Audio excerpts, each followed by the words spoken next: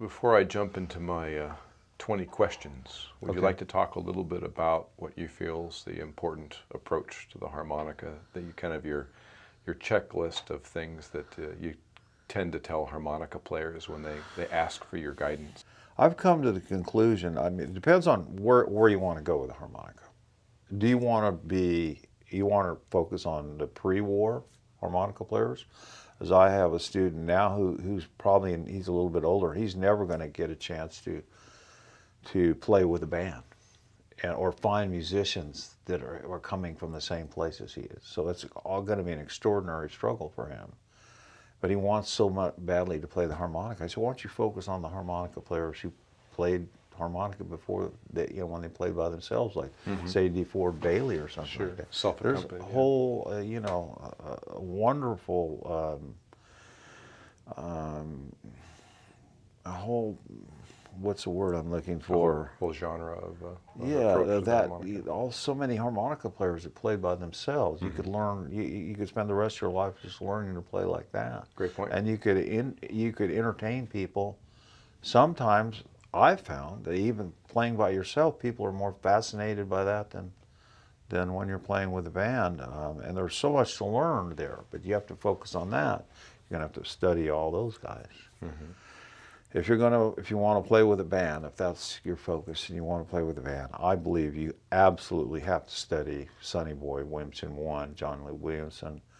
And if you listen to his whole catalog of works, it's gonna go right over your head, because most of the stuff that they recorded on him, he's playing with a piano player and a drummer or something like that. And there's not that much harmonica there. So, in the beginning when I started playing, I would listen to Sonny Boy and I'd go, well, they would say, well, Little Walter was, Sonny Boy made Little Walter in his own image, basically. And I'd listen to it, I could hear connections there, but I didn't get it. I'd listen to as much Sonny Boy as I could, and I found it interesting, but I didn't quite get it. I didn't get how did Little Walter build his approach, his attack, his concept of the harmonica. And then I got that box set, the Sonny Boy Williamson box set some years ago, that has, on 2 of the discs, has Sonny Boy playing behind Yank Rachel. Yank Rachel singing. It's all right there. It's all right there. You can hear the whole genesis of Little Walter's concept in about 5 or 6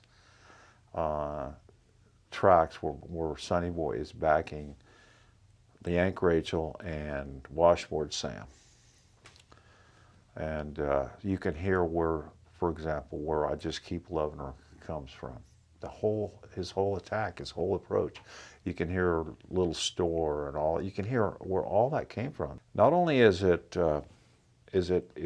so invaluable to hear where the genesis of Little Walter's, his conceptually where he came from there, but he's playing in the role of an accompanist. And his accompanying is so sensitive to what Yank Rachel is doing. And this is what separates Little Walter from all the other harmonica players, is his ability as an accompanist to just, whatever he was on, in the early days, he just gave it an extraordinary life. I can remember the second time I was in Chicago, Billy Boy Arnold drove a bus around Chicago, and I was staying in Chicago. At that time, the second time I went to Chicago, 1973, which I didn't talk about, I lived at James Cotton's house. I rented a room from him. I'd go down on the south side nightly and try to learn whatever I could. Not a lot of harmonica, but I did get to go to Louis Myers' house. At that time, he had been divorced. He was living with his mother on Calumet, so I visited him as often as I could, and I got to hear Junior Wells play at Pepper's Lounge, the original Pepper's Lounge, a few times, and I got to corner him every now and then, get him to play some harmonica for me. But I would ride on Billy Boy Arnold's bus, and one time I can't remember how the conversation came up, but he said, have you ever thought about why Muddy Waters is so big? You know, why he's as popular as he is? And I go, no. And he goes, well, every song that Muddy Waters made that was anything, who was playing on it? I went, Little Walter. And he goes, listen to the recordings that Muddy made without Little Walter compared to the ones that he made with Little Walter. And there's really, to me, there's only a couple with James Cotton that really knocked me out, where the harmonica seems to just fit, you know, hand in glove, you know, like peanut butter and jelly or something. You know, it's just the Little Walter's ability to get inside and inhabit whatever song it was is extraordinary as an accompanist. And I think that's what a lot of people miss. I hear a lot of people who can play like Little Walter when they're soloing, but you put them in an accompanying position and their harmonica playing it leaves a lot to be desired. What is your approach to accompaniment? What would be your tips for the students of some do's and don'ts? Listen to the early Sonny Boy and try to see if you can get inside that and inhabit that, because you're going to build the basis for what formed Little Walter's concept of harmonica playing. You know, Little Walter was an extraordinarily talented musician. Louis Myers, I remember, told me one time there wasn't anything he couldn't play. Just, you know, and he also played guitar. And Louis Myers used to play things for me that Little Walter played on guitar that unfortunately were never recorded, but they are unique. They don't sound like anybody else. They sound a little bit like this and a little bit like that. And there's a tremendous country blues element in Little Walter's guitar playing, which a lot of people fail to realize that he was highly influenced by country blues of the 40s, not the 20s, but he was highly influenced, say, by early Lightning Hopkins recordings. You can hear that, you know, and things like that. Those moved him, and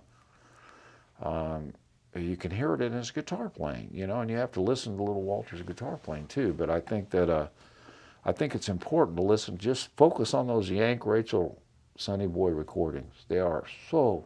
That's the holy grail, right there. That's a great And tip. a lot of people have missed that. I've talked to so many harmonica players. Have you listened to that stuff? Yeah, it's great stuff. Nope. Oh, I'm sorry. I am sorry. Yeah, they haven't. Yeah.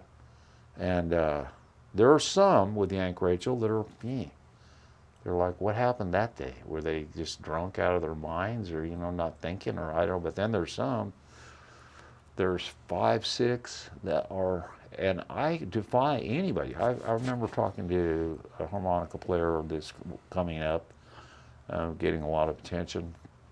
I won't mention his name, but what do you think about? He goes, I don't like Sonny Boy. I think he's sloppy. I goes, have you ever tried to play? Have you ever tried to play like that? Have you ever tried to like nail it, play exactly what he's doing there? Well, no. Well, try it. Try it. Try to be able to think like that, you know. It's not easy. And, you know, I think Sonny Boy has not been given his due in that sense. He's always connected to Little Walter as an influence. And you can hear in the early Muddy Waters recordings where Little Walter's playing acoustically. He's not playing through a microphone. You can hear Sonny Boy in there. And you can hear, for example, one of the most beautiful early Muddy Waters tunes, Louisiana Blues. Peachtree Blues. Listen to Peachtree Blues by Sonny Boy and Yank Rachel.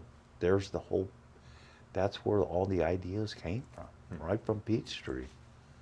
The whole way that Little Walter attacks Louisiana Blues comes right out of that Peachtree Blues, right there.